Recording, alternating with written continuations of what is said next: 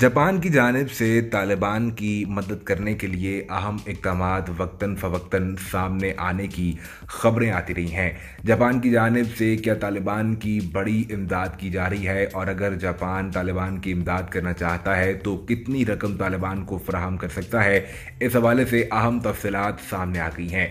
जैसे ही काबुल में अमारात इस्लामी की हुकूमत कायम हुई तो इसके बाद पूरी दुनिया की जानिब से तालिबान का बाइकआउट करने की ख़बरें सामने आई, जिसमें यूरोपीय ममालिक की जानिब से सबसे पहले तालिबान का बाइकआउट करने की बात की गई। कनाडा ने मुकम्मल तौर पर तालिबान का बाइकआउट करने का ऐलान किया। यहाँ तक कि अमेरिका ने रिजर्व बैंक में तालिबान के पैसों को रोक लिया और IMF और वर्ल्ड बैंक की जानिब से भी तालिबान की इमदाद फौरी तौर पर बंद कर दी गई। इस तमाम तर कार्रवाई का मकसद ये था कि तालिबान की अमारात इस्लामी हुकूमत को बनने से पहले ही मुआशी तौर पर कमज़ोर कर दिया जाए और इस हुकूमत के लिए ऐसे चैलेंजेस खड़े कर दिए जाएं कि जिनको पूरा करना इस हुकूमत के लिए नामुमकिन दिखाई देने लगे।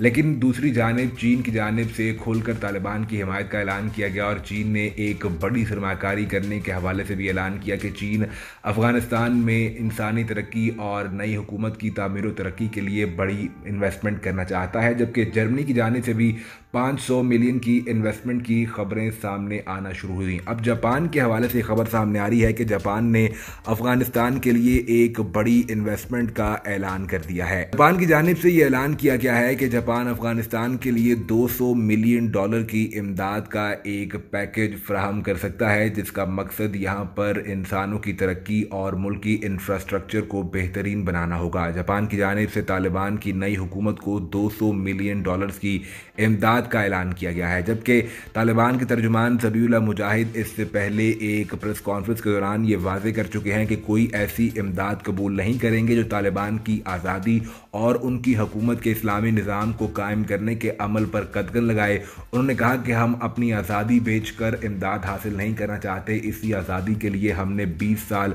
मुसलसल जंग लड़ी है और हज़ारों अफगानों ने अपनी जानें कुर्बान की हैं। लिहाजा किसी मुल्क से ऐसी इमदाद कबूल नहीं की जाएगी जिसका मकसद हमारी आज़ादी पर रोक लगाना हो। लेकिन जापान की जानिब से ये इन्वेस्टमेंट की जा रही है और जापान पूरी दुनिया में IT के हवाले से इंतहाई मकबूल है। क्या यहाँ पर नए प्रोजेक्ट शुरू किए जाते हैं, ये आने वाला वक्त ही बताएगा।